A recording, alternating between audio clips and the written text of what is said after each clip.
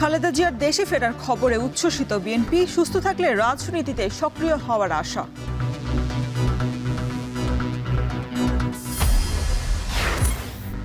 শাপলা চত্বরে নিহত 93 জনের পরিচয় প্রকাশ করল হেফাজত, বিচার না পাওয়ায় ভুক্তভোগীদের ক্ষোভ।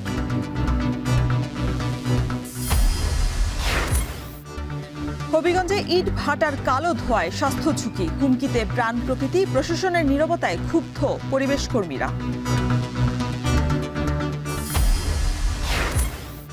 সাতক্ষীরায় আনুষ্ঠানিকভাবে আম পাড়া শুরু, প্রথম ধাপে সংগ্রহ গোবিন্দ, গোপালভোগ সহ স্থানীয় জাতের আম। এবং ট্রাম্পের ভয়ে যুক্তরাষ্ট্র ছাড়ছেন অনেক মার্কিনী, চাপে কৃষ্ণাঙ্গ এবং অভিবাসীরা, নতুন গন্তব্যের প্রথম পছন্দ ইউরোপ।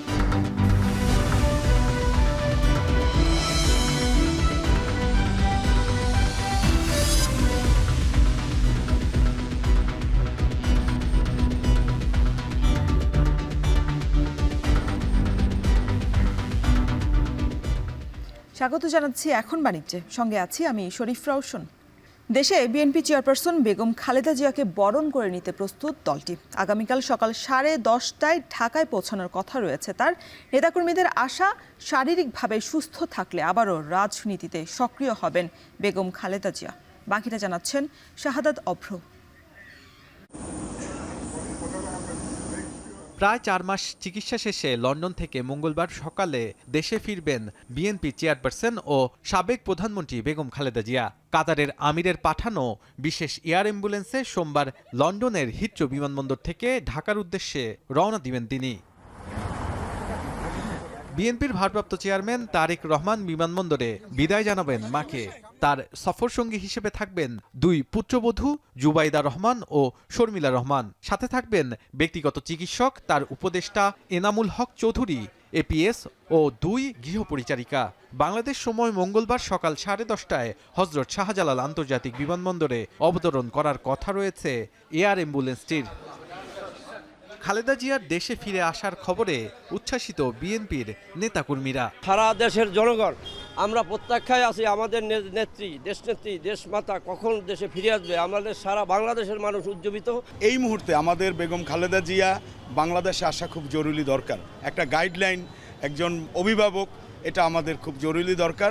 আমরা যারা বাংলাদেশ জাতীয়তাবাদী দলের কর্মী, আমরা বেগম জিয়ার, ম্যাডাম জিয়ার অপেক্ষায় আছি। বেগম জিয়াকে বরণ করে নিতে চলছে প্রস্তুতি। দলটির নেতারা বলছেন পুরো দেশের মানুষই অপেক্ষা করছে তার আগমনের। শারীরিকভাবে সুস্থ থাকলে রাজনীতিতে সক্রিয় হতে পারেন বেগম জিয়া। উনি যখনই দেশবাসীর উদ্দেশ্যে কথা বলেন বা বিএনপি নেতাকর্মীর উদ্দেশ্যে কথা বলেন, সেটা আমি মনে করি আমাদের তৃণমূল থেকে উপর পর্যন্ত প্রত্যেককে উজ্জীবিত করে এবং দেশবাসীকে উজ্জীবিত করে। রাজনীতিতে ফিরে আসার ব্যাপারটা তো সম্পূর্ণভাবে ওনার ব্যক্তিগত সিদ্ধান্ত এবং ওনার শারীরিক অবস্থার উপর নির্ভর করবে। বিমানবন্দর থেকে খিলক্ষেত আর্মি স্টেডিয়াম বনানী হয়ে গুলশান 2-এর বাসভবন ফিরোজায় উঠবেন সাবেক এই প্রধানমন্ত্রী। এ সময় রাস্তার 2 পাশে বিএনপির অঙ্গ সংগঠন ও সহযোগী সংগঠনের নেতাকর্মীরা অবস্থান নেবেন। যানজট এড়াতে এই সড়ক ব্যবহারকারীদের এলিভেটেড এক্সপ্রেসওয়ে ব্যবহার করতে অনুরোধ করেছে দলটি। প্রায় 4 মাস পর দেশে ফিরছেন বেগম খালেদা জিয়া, আর সেই উপলক্ষেই এই ফিরোজা ধুয়ে মুছে পরিষ্কার পরিচ্ছন্ন হয়ে নতুন করে সাজছেন। বলা হচ্ছে এই ভবনটি আগামী বাংলাদেশের জন্য অনেক বেশি গুরুত্বপূর্ণ হয়ে উঠছে, কারণ আগামীর বাংলাদেশের অনেক গুরুত্বপূর্ণ সিদ্ধান্ত আসতে পারে এই ভবন থেকেই। শাহাদাত অভ্র, এখন, ঢাকা। এদিকে কাতারের আমিরের বিশেষ এয়ার অ্যাম্বুলেন্সে লন্ডন থেকে ঢাকায় ফিরবেন বিএনপি চেয়ারপারসন খালেদা জিয়া। দেশে ফেরার পথে দোহার হামাদ আন্তর্জাতিক বিমানবন্দরে যাত্রাবিরতি নেবেন তিনি। তার প্রতি দেশটির আমির শেখ তামিম আল থানির আন্তরিকতায় খুশি কাতার প্রবাসী বাংলাদেশিরাও। 3 বারের সাবেক প্রধানমন্ত্রী বেগম খালেদা জিয়ার সুচিকিৎসার জন্য কাতারের আমির রয়্যাল বিমান যুগে লন্ডনে সুচিকিৎসার জন্য নিয়ে গেছেন এবং পুনরায় বাংলা রয়্যাল ফ্যামিলির বিমান যুগে বাংলাদেশে পৌঁছে দিয়েছেন। তার জন্য কাতার প্রবাসী পক্ষ থেকে কাতারের আমিরকে ধন্যবাদ জানাই। অসংখ্য ধন্যবাদ ও কৃতজ্ঞতা প্রকাশ করছি মহামান্য কাতারের আমিরের প্রতি, যে ওনার ব্যক্তিগত বিশেষ জেট এয়ারওয়েজের মাধ্যমে আমাদের প্রান্তীয় নেত্রীকে লন্ডনে প্রেরণ এবং চিকিৎসা গ্রহণ শেষে আবার বাংলাদেশে ফেরত পাঠানোর যে বন্দোবস্ত উনি করেছেন, যে চিকিৎসার যে ব্যবস্থা করে দিয়েছেন, এজন্য আমরা কাতার প্রবাসী বাংলাদেশিদের পক্ষ থেকে মহামান্য আমিরের প্রতি জানাচ্ছি অসংখ্য কৃতজ্ঞতা ও ধন্যবাদ। শাপলা চত্বরে অনুষ্ঠিত হেফাজতে ইসলামের সমাবেশে নিহতদের মধ্যে 93 জনের নাম পরিচয় প্রকাশ করেছে হেফাজতে ইসলাম। সংগঠনটি জানিয়েছে এটি একটি প্রাথমিক খসড়া তালিকা, যাচাই বাছাই শেষে এই সংখ্যা আরও বাড়তে পারে। হেফাজতের জনসংযোগ বিভাগ গণমাধ্যমকে বিষয়টি নিশ্চিত করে জানায়, প্রকাশিত তালিকাটি প্রাথমিক তথ্য যাচাই এবং অনুসন্ধান চলছে, চূড়ান্ত করতে আরও সময় লাগবে। উল্লেখ্য, ব্লগারদের বিরুদ্ধে ইসলাম ধর্ম অবমাননা এবং নারী নীতির বিরোধিতা সহ 13 দফা দাবিতে 2013 সালের 5 মে ঢাকার শাপলা চত্বরে অবস্থান নেয় হেফাজতে ইসলাম। সেদিন হাজার হাজার কওমি আলেম, ছাত্র এবং সাধারণ মুসল্লি মহাসমাবেশে অংশ নেন। সেদিন গভীর রাতে আইনশৃঙ্খলা বাহিনী অভিযান চালিয়ে তাদের সরিয়ে দেয়। অভিযানে ব্যাপক গুলি, সাউন্ড গ্রেনেড এবং টিয়ারশেলের ব্যবহার হয়। এতে অসংখ্য মানুষ নিহত হন, যার মধ্যে 93 জনের নাম এবার প্রকাশ করা হয়েছে।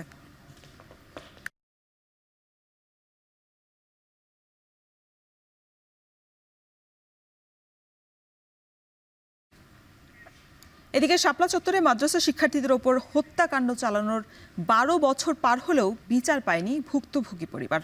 যৌথ বাহিনীর সমন্বয়ে এই হামলার নাম দেওয়া হয় অপারেশন ফ্লাশ আউট। পরে বিচার চাইলে হামলার শিকার হতে হয় বিভিন্ন ধর্মীয়, সামাজিক, রাজনৈতিক কর্মী থেকে শুরু করে মানবাধিকার কর্মীদেরও। গণ অভ্যুত্থানে শেখ হাসিনা সরকার পতনে শাপলা হত্যাকাণ্ড বিচারের দাবি আরও জোরালো হয়েছে। বিস্তারিত জানাচ্ছেন জাওয়াদ মাহমুদ।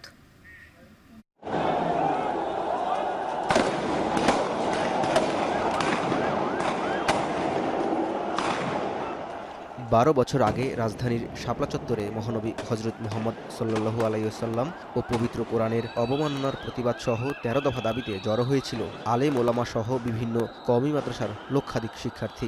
2013 সালের 5 মে দিনভর উত্তেজনা ছিল হেফাজত ইসলামের কর্মসূচিকে ঘিরে।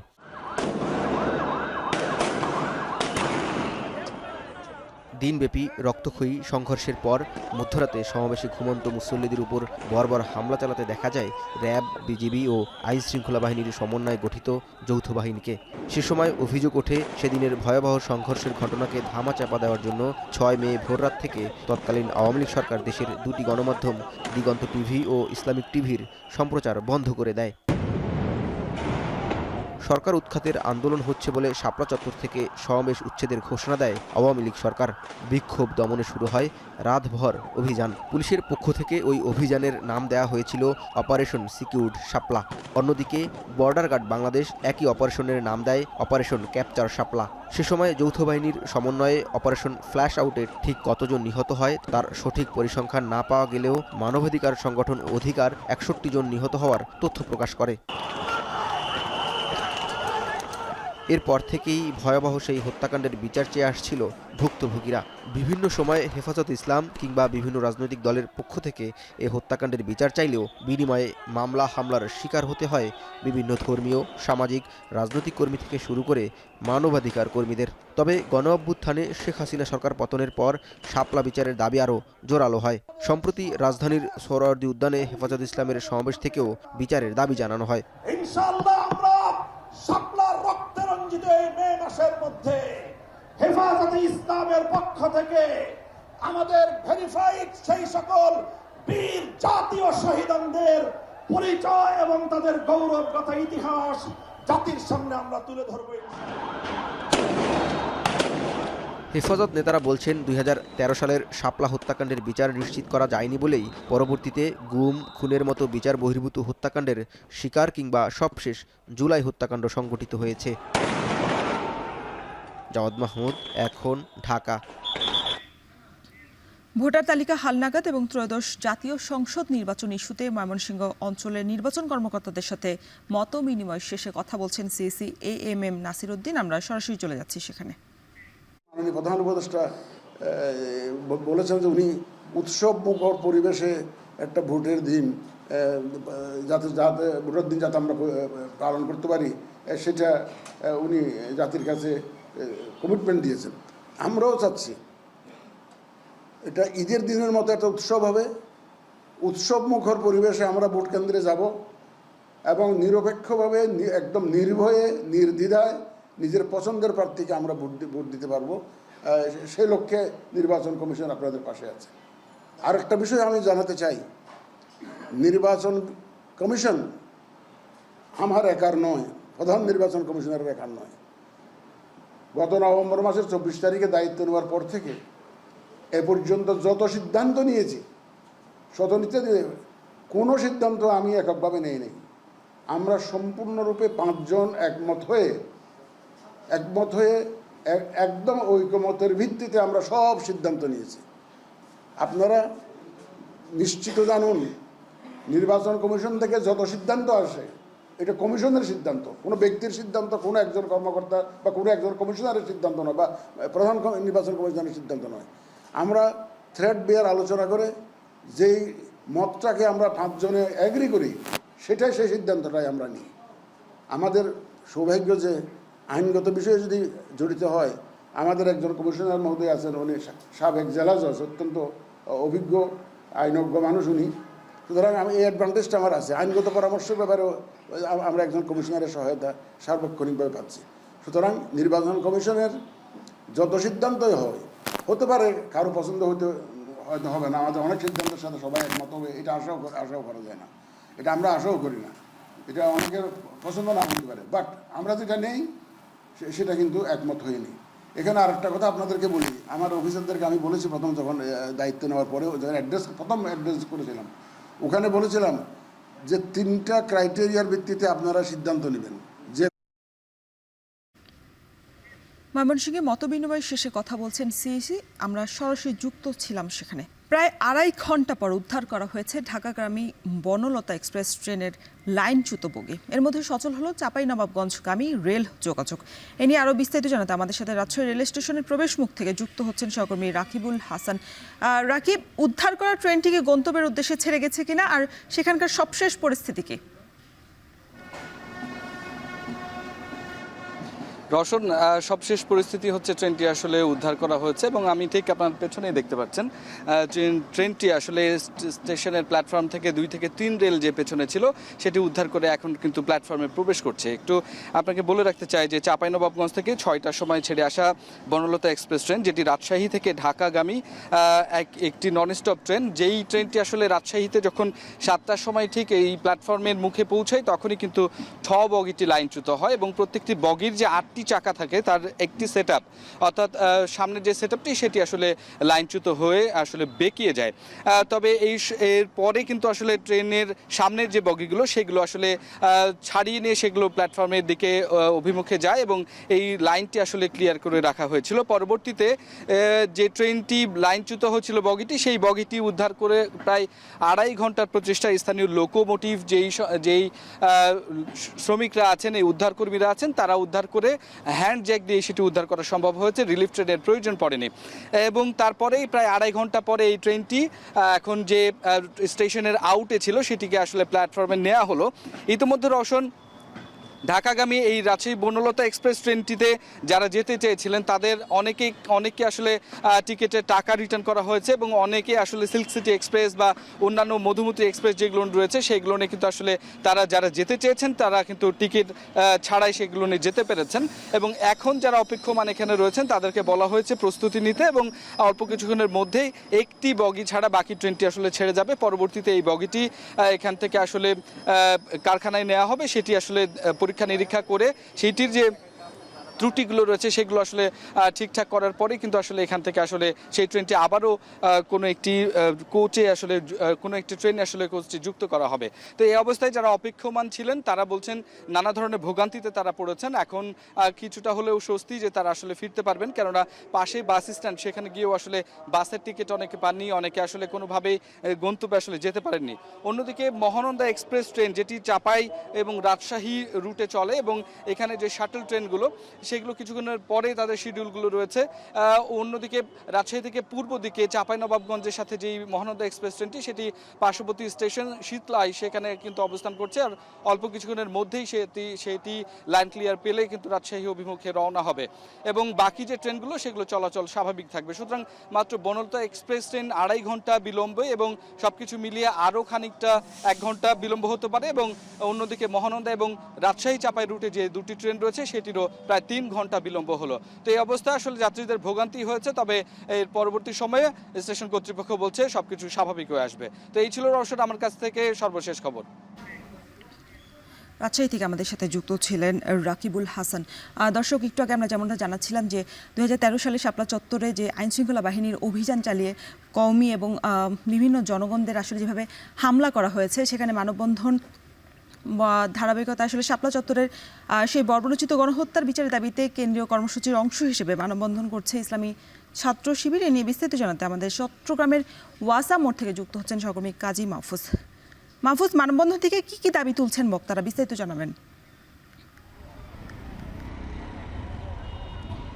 2013 সালের আজকের এই দিনে ঢাকার শাপলা চত্বরে হেফাজতে ইসলামের যে অবস্থান কর্মসূচি ছিল, সেখানে বলা হচ্ছে যে রাষ্ট্রীয়ভাবে যে একটা গণহত্যা চালানো হয়েছিল, সেই হত্যার বিচারের দাবিতে মূলত ইসলামী ছাত্র শিবির তারা দেশব্যাপী মানব প্রাচীর কর্মসূচি ঘোষণা করছে। তারই অংশ হিসেবে চট্টগ্রামের ওয়াসার মোড়ে আমরা দেখতে পাচ্ছি একটু আগেই এই কর্মসূচি শুরু হয়েছে। এখানে ইসলামী ছাত্র শিবির চট্টগ্রাম মহানগরের নেতাকর্মীরা অংশগ্রহণ করেছেন।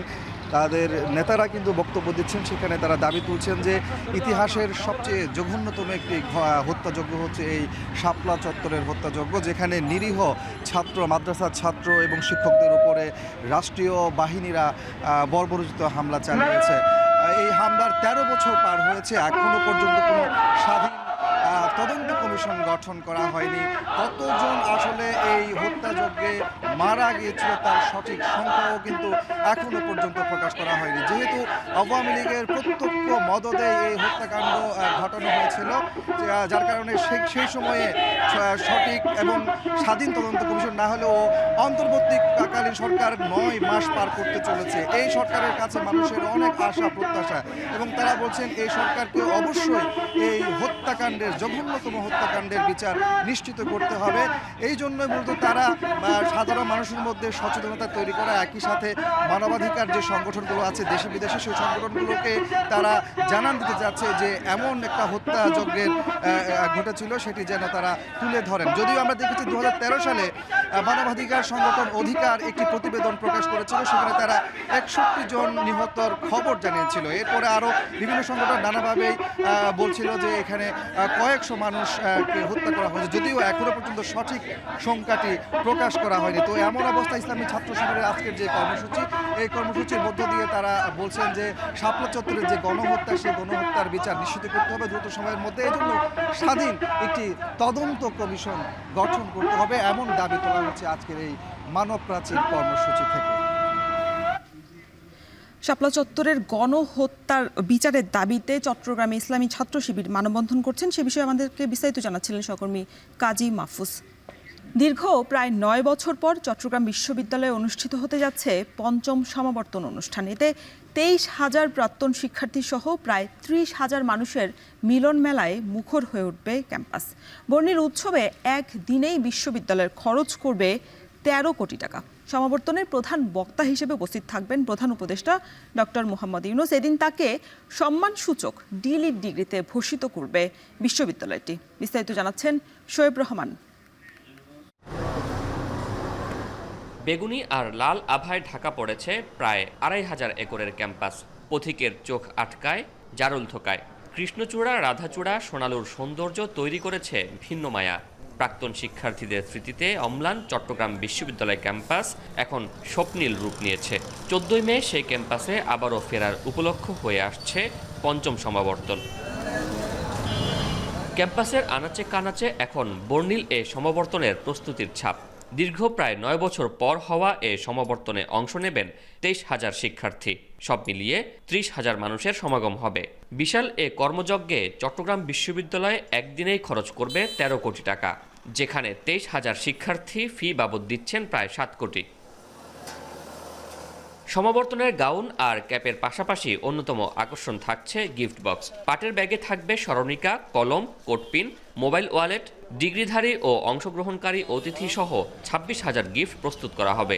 বিশ্ববিদ্যালয়ে এখন সার্টিফিকেটের বাবদ টাকা রাখার পরে এই ফান্ডে মাত্র 3.5 কোটি থেকে 4 কোটি টাকার মতো আছে বিশ্ববিদ্যালয়ের হাতে।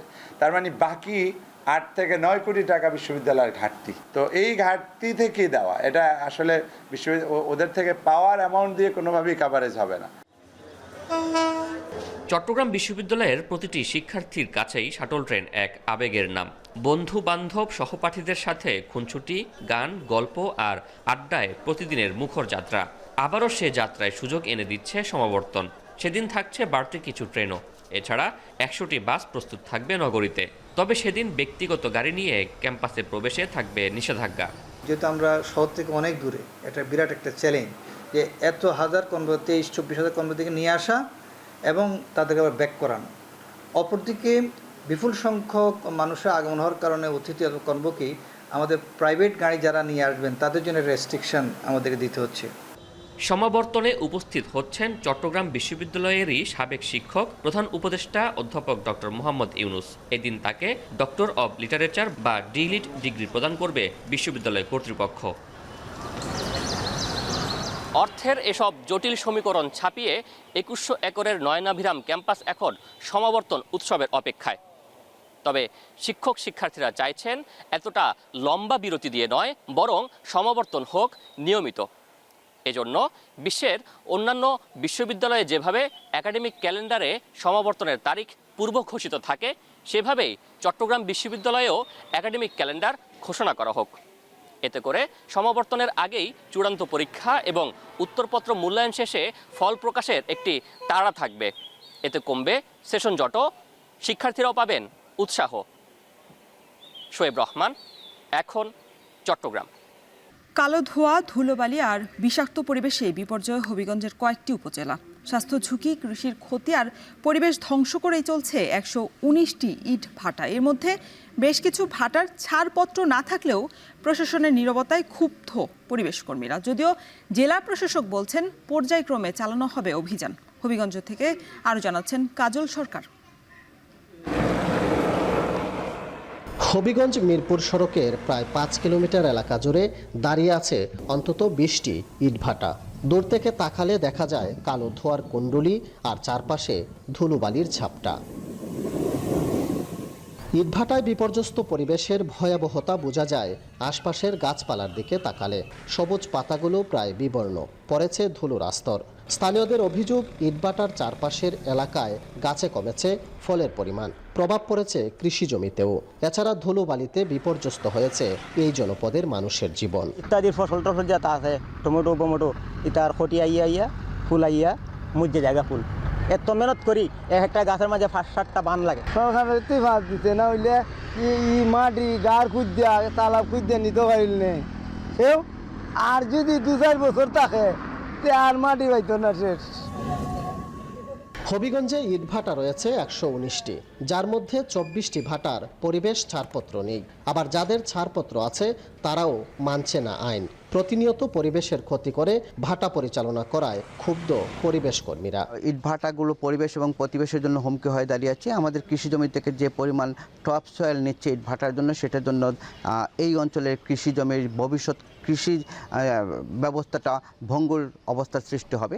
তাই আমি মনে করি যে মন্ত্রণালয় এবং রাষ্ট্রীয়ভাবে যে নিয়ম নীতিগুলো রয়েছে, সেই নিয়ম নীতিগুলো পরিচালনা করে হবিগঞ্জের ইটভাটাগুলো পরিচালনা করার জন্য দায়িত্বশীল প্রতিষ্ঠানের যে দায়িত্ব রয়েছে, সেই দায়িত্বগুলো তারা পালন করবে। জেলা প্রশাসক বলছেন অবৈধ 4টি ইটভাটা ইতিমধ্যে গুড়িয়ে দেওয়া হয়েছে। পরিবেশ নীতি না মেনে পরিচালিত ভাটাগুলোর বিষয়ে পর্যায়ক্রমে ব্যবস্থা নেয়ার আশ্বাস দেন তিনি। জমির যে টপ সেল আছে এগুলো তারা কেটে এগুলো ইটভাটায় বিক্রি করছে, সেগুলো আমরা বিভিন্ন অভিযানে যেয়ে এগুলো জরিমানা করছি, বিভিন্ন রকম মামলাও করা হয়েছে এই বিষয়ে। এগুলো পরিবেশ অধিদপ্তর প্রতি বছরই কিন্তু রিনিউ করা হয়। ওরা এখন বলেছে যে পরিবেশ যে কর্মকর্তারা আছেন তারা এগুলো দেখছেন যে আসলে আগে দেওয়া হয়েছে কিনা বা এখন ডকুমেন্টগুলো ঠিক আছে কিনা। এখন কোনোটাই দেওয়া হচ্ছে না যদি পার্শ্ববর্তী কোনো জনবসতি থাকে। ধোঁয়ার কুণ্ডলী আর ধুলোর নিচে চাপা পড়েছে জেলার কয়েকটি জনপদের স্বাস্থ্য, কৃষি আর প্রকৃতি। এই বিপর্যয় থেকে কবে মুক্তি মিলবে সেই প্রশ্ন স্থানীয়দের। কাজল সরকার, এখন হবিগঞ্জ। নিয়ম না মেনে নওগাঁয় মেডিকেল বর্জ্য ফেলা হচ্ছে ডাস্টবিনে, এতে বাড়ছে স্বাস্থ্য ঝুঁকি। বর্জ্য পরিষ্কার করার সময় সিরিঞ্জ, ভাঙা নিডেল এবং শক্ত বস্তুর আঘাতে আহত হচ্ছেন পৌরসভার পরিচ্ছন্নতা কর্মীরা। শিগগিরই নজরদারি বাড়ানোর তাগিদ দিলেন পৌর কর্তৃপক্ষ। আব্বাস আলীর প্রতিবেদন। নওগাঁ শহরের কাজীর মোড় থেকে দয়াল মোড় এবং জেনারেল হাসপাতাল পর্যন্ত 1.5 কিলোমিটার এলাকায় গড়ে উঠেছে শতাধিক ক্লিনিক ও ডায়াগনস্টিক সেন্টার। নিয়মের তোয়াক্কা না করেই এসব প্রতিষ্ঠান থেকে প্রায় প্রতিদিনই পৌরসভার ডাস্টবিনে ফেলা হচ্ছে বিপজ্জনক মেডিকেল বর্জ্য।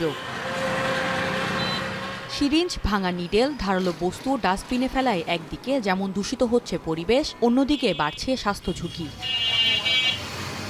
এদিকে বর্জ্য পরিষ্কার করার সময় আহত হচ্ছে পৌরসভার পরিচ্ছন্নতা কর্মীরা।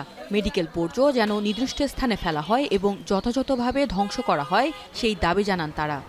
ড্রেনের মাঝখানে ময়লা ফেলে এবং রাস্তার ধারে, যেটা মানুষের জন্য এত ক্ষতিকর, গন্ধে তো আশপাশ থাকা যায় না। হাসপাতালের আপনার ডাস্টবিনে মাল ফেলে, সিরিজ, বোতল, অনেক সময় আপনার হাত পা কেটে যায়, অনেক আমরা আহত হয়ে যাই। যে কাঁচের টুকরো, সিরিজ আছে, এসব যদি নির্দিষ্ট স্থানে যদি ফেলতো, আমরা নিয়ে যাই ভাগারে ফেলতাম। জেলায় 318টি ক্লিনিক ও ডায়াগনস্টিক সেন্টার রয়েছে, যার মধ্যে সদর থানায় রয়েছে 112টি। ক্লিনিক ও ডায়াগনস্টিক সেন্টারের মেডিকেল বর্জ্য আলাদাভাবে সংগ্রহ করার জন্য পৌরসভার সাথে চুক্তিবদ্ধ ত্রিমাত্রা ওয়েস্ট ম্যানেজমেন্ট ফাউন্ডেশন। মেডিকেল যে বর্জ্যটা আমরা নেই, এটা আলাদাভাবে নিয়ে ভাগাড়ে নিয়ে যায়। শোধন করার পর আমাদের যে পিট বানানো আছে, ওই পিঠে আমরা পুড়াইয়ে দিয়ে মাটি চাপা দিয়ে একদম ঢেকে দিই। কাজের ধীরগতি ও সংস্থার অনীহার কারণে অনেকেই এখনও পৌরসভার ডাস্টবিনে বর্জ্য ফেলছেন বলে স্বীকার করেন এই কর্মকর্তা। গত 3 মাস থেকে আমরা খুবই কড়া হয়েছি। কেউ মেডিকেল বর্জ্য লাল অথবা এই ইয়েলুতে রাখবে, আমরা এগুলা ত্রিমাত্রা আলাদাভাবে এটা বহন করে আলাদা জায়গায় নিয়ে যায়, ওরা প্রসেস করার। মেডিকেল বর্জ্য ডাস্টবিনে ফেলার কোনো সুযোগ নেই বলে জানান পৌরসভা কর্তৃপক্ষ। তারপরও নজরদারি আরও জোরদার করা হবে বলেও জানান তিনি। কোনো ওষুধ মিশ্রিত অ্যাম্পুল আমাদের এখানে আসার কথা নয়, তারা এই মিশ্রিত অবস্থায় আসতেছে এটা আমার জানা নাই। তো আমি এখন এটাকে দেখব, দেখার পরে যদি দেখি যে এরকম কোনো অবস্থা থাকে, তাহলে সেটাকে অবশ্যই আমরা প্রতিরোধ করবো আর কি। জেলা সিভিল সার্জন বলছেন, ক্লিনিক ও ডায়াগনস্টিক সেন্টারগুলোর বিরুদ্ধে প্রয়োজনীয় আইনগত ব্যবস্থা নেওয়া হবে। ধারালো বর্জ্য, সংক্রামিত বর্জ্য এবং সাধারণ বর্জ্য আলাদাভাবে ফেলে, এটা আমরা মনিটর করি। ইতিপূর্বে এই মাসেও আমি কয়েকটি ক্লিনিকে ভিজিট করেছি। যদি কোনো প্রতিষ্ঠান এ ব্যাপারে বিন্দুমাত্র অবহেলা করে, তাহলে তাদের বিরুদ্ধে আমরা অবশ্যই আইনানুগ ব্যবস্থা নেব। সরকারি হাসপাতালগুলোতে নিজস্ব ব্যবস্থাপনায় বর্জ্য সংরক্ষণ ও ধ্বংসের ব্যবস্থা থাকলেও বেসরকারি খাতে উদ্বেগজনক এই পরিস্থিতি নিরসনে সচেতনতা বাড়ানোর কোনো বিকল্প নেই। নওগাঁ এখন। সাতক্ষীরায় আনুষ্ঠানিকভাবে শুরু হয়েছে আমপাড়া। প্রথম দফায় পাড়া হচ্ছে গোবিন্দভোগ, গোপালভোগ সহ স্থানীয় জাতের আম।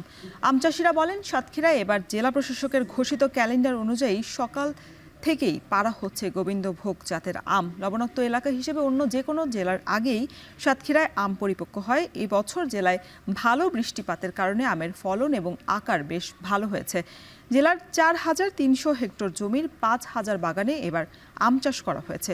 উৎপাদনের লক্ষ্যমাত্রা ধরা হয়েছে 62 টন, যা গেল বছরের তুলনায় 12 টন বেশি। আগামী 20 মে থেকে হিমসাগর, 27 মে থেকে ল্যাংড়া এবং 5 জুন থেকে আমরুপালি আম পর্যায়ক্রমে পাড়া হবে। এবার আন্তর্জাতিক। বেন গুরিয়ন বিমানবন্দরে রোববার ব্যালিস্টিক ক্ষেপণাস্ত্র হামলা চালিয়ে রীতিমতো ইসরায়েলের বুকে কাপ ধরিয়ে দিয়েছে ইয়েমেনের হুতিরা। অনেক বিমানের ফ্লাইট বাতিল হয়েছে, ভোগান্তিতে পড়েছে যাত্রীরা। এই ঘটনার জেরে হুতি এবং তাদের মিত্র ইরানের বিরুদ্ধে প্রতিশোধ নেয়ার হুঁশিয়ারি বেনয়ামিন নেতানিয়াহুর। সামাজিক যোগাযোগ মাধ্যমে এক্সে দেয়া এক পোস্টে নেতানিয়াহু বলেন, নিজেদের পছন্দ অনুযায়ী বেছে নেওয়া সময় এবং অবস্থানে ইরানকে জবাব দেবে ইসরায়েল। এই অবস্থায় ইরান হুঁশিয়ারি দিয়েছে যে যুক্তরাষ্ট্র বা ইসরায়েল যে তাদের ভূমিতে আক্রমণ চালালে পাল্টা আক্রমণ চলবে তেহরানেও। অন্যদিকে গাজায় ইসরায়েলি আগ্রাসন এবং ইয়েমেনে মার্কিন হামলা না থামলে ইসরায়েলের আরও বিমানবন্দর লক্ষ্যবস্তু করার হুঁশিয়ারি হুতিদের।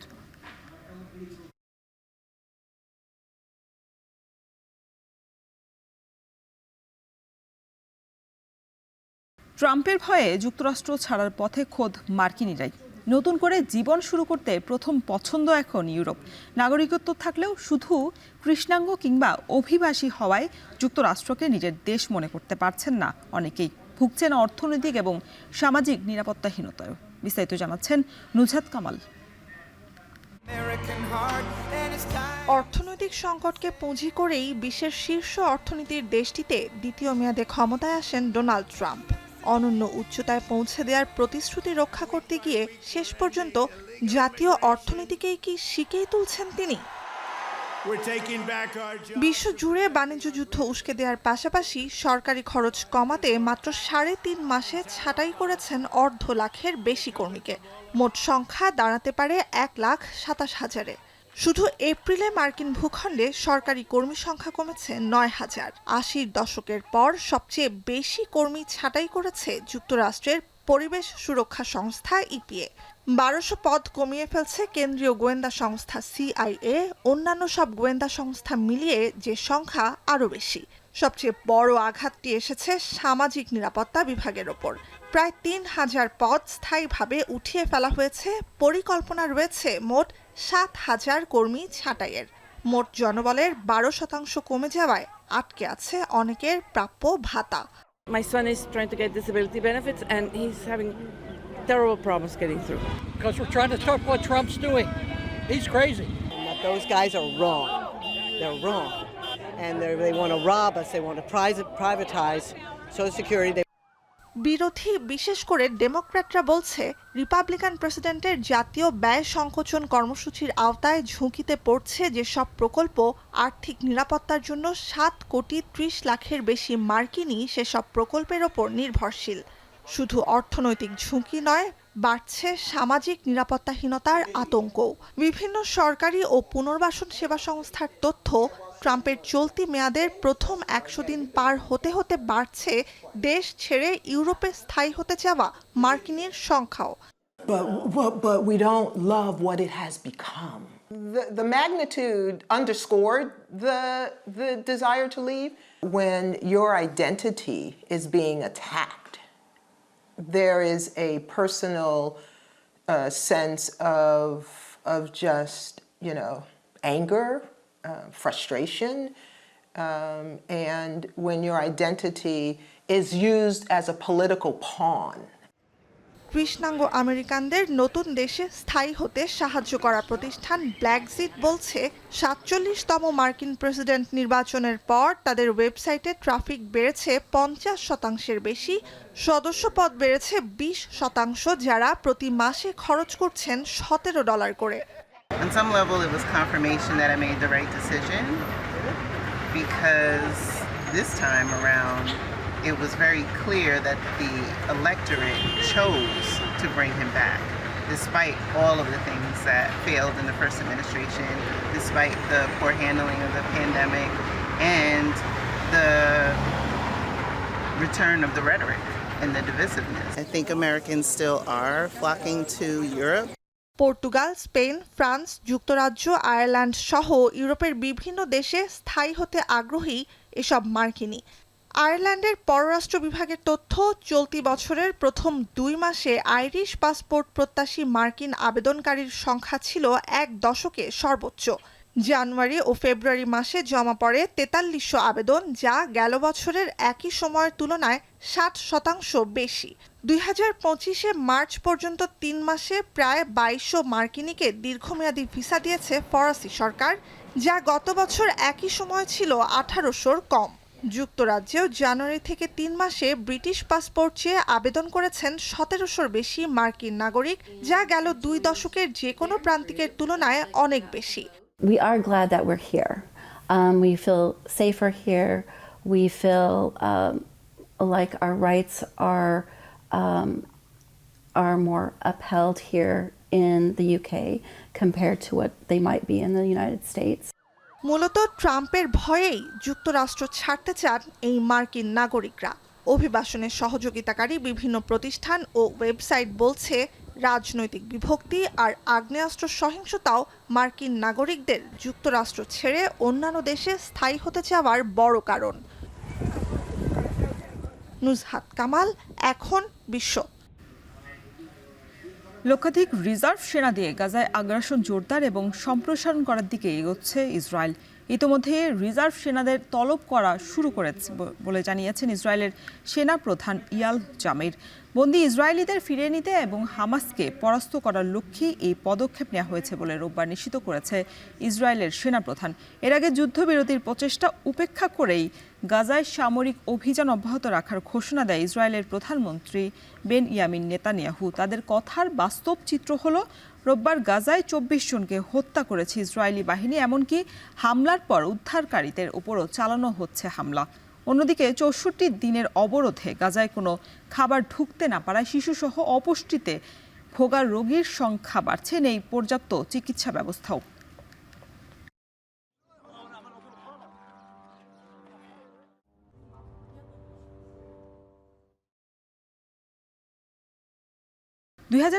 বিশ্বকাপ পর্যন্ত বাংলাদেশ টি-20 দলের নেতৃত্ব দেবেন লিটন দাস। রোববার আনুষ্ঠানিক সংবাদ সম্মেলনে কথা জানিয়েছে বিসিবি। এ সময় চলতি মাসে অনুষ্ঠেয় আরব আমিরাত এবং পাকিস্তান সিরিজের জন্য টি-20 দল ঘোষণা করা হয়। বাকিটা জানাচ্ছেন ফারহান ইহসান। 3 ফরম্যাটে এক ক্যাপ্টেনের ফর্মুলা থেকে বেরিয়ে এলো বাংলাদেশ ক্রিকেট বোর্ড। গেল জানুয়ারিতে নাজমুল শান্ত টি-20 নেতৃত্ব ছাড়া 4 মাস পর নতুন অধিনায়কের নাম ঘোষণা করল বিসিবি। সংক্ষিপ্ত সংস্করণের বিশ্বকাপ পর্যন্ত দলকে নেতৃত্ব দিবেন লিটন দাস। সহ অধিনায়ক হিসেবে দায়িত্ব পালন করবেন শেখ মেহেদী। সাদা বলে লিটনের ধারাবাহিকতার অভাব থাকলেও বিচক্ষণতা ও অভিজ্ঞতা বিবেচনায় তাকে দীর্ঘমেয়াদে অধিনায়ক হিসেবে বিবেচনা করেছে ক্রিকেট বোর্ড। 2026-এর যে টি-20 বিশ্বকাপ মার্চে অনুষ্ঠিত হতে যাচ্ছে, সেই বিশ্বকাপকে সামনে রেখেই সেই পর্যন্ত লিটন কুমার দাসকে আমাদের জাতীয় দলের টি-20 দলের অধিনায়ক, শেখ মেহেদী তাকে ভাইস ক্যাপ্টেন হিসেবে মনোনয়ন দেওয়া হয়েছে।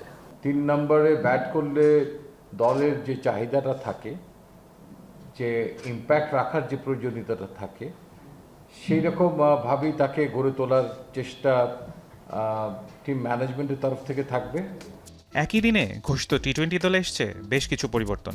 আরব আমিরাত ও পাকিস্তানের বিপক্ষে সিরিজের জন্য ঘোষিত 16 সদস্যের দলে ফিরেছেন শান্ত, হৃদয়, মোস্তাফিজ ও শরীফুলরা। প্রথমবার সংক্ষিপ্ত সংস্করণে ডাক পেয়েছেন পেসার নাহিদ রানা, তবে বাদ পড়েছেন তাসকিন, মিরাজ, আফিফরা। দলে এমন পরিবর্তনের ব্যাখ্যাও দিয়েছেন প্রধান নির্বাচক। যে দলটা আমরা ঘোষণা করলাম, এখানে একটা থিম যেটা আছে, সবাইকেই আমরা কিছু কিছু ম্যাচ আমরা অবশ্যই তারা পাবে, সো দ্যাট আমরা যেন একটা সেরা পারফরমেন্স ইউনিট নিয়ে যেতে পারি, সেই চেষ্টাটা থাকবে। এছাড়া ঘরোয়া ক্রিকেটে নিয়মিত পারফর্ম করা নাইম শেখ, মোসাদ্দেক সৈকত, নুরুল হাসান সোহানরাও আছেন নির্বাচকদের পরিকল্পনায়।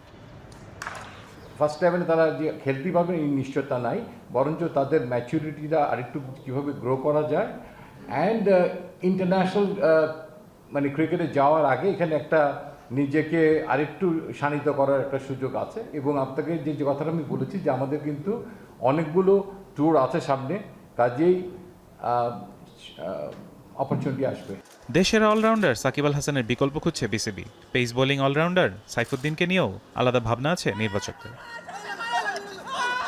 ফারহান ইহসান, এখন, ঢাকা। শেষ করছি এখন বাণিজ্য। তার আগে শিরোনামগুলো জানিয়ে দিচ্ছি আরও একবার। খালেদা জিয়ার দেশে ফেরার খবরে উচ্ছ্বসিত বিএনপি, সুস্থ থাকলে রাজনীতিতে সক্রিয় হওয়ার আশা।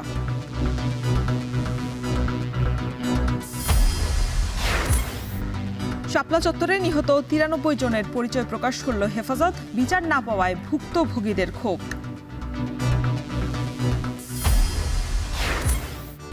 হবিগঞ্জে ইট ভাটার কালো ধোঁয়ায় স্বাস্থ্য ঝুঁকি, হুমকিতে প্রাণ প্রকৃতি, প্রশাসনের নীরবতায় ক্ষুব্ধ পরিবেশ কর্মীরা।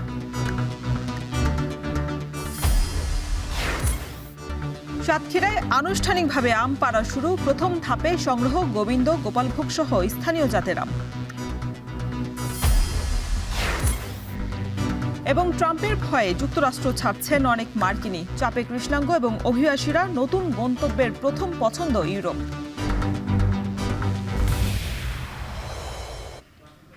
এই ছিল এখন বাণিজ্যের আয়োজনে। এখন টেলিভিশন ওয়েবসাইটে দেখতে ভিজিট করুন www.ekon.tv। এছাড়া ফেসবুকে দেখতে ভিজিট করুন facebook.com/tv.ekon এবং ইউটিউবে দেখতে ভিজিট করুন youtube.com/c/ekontv।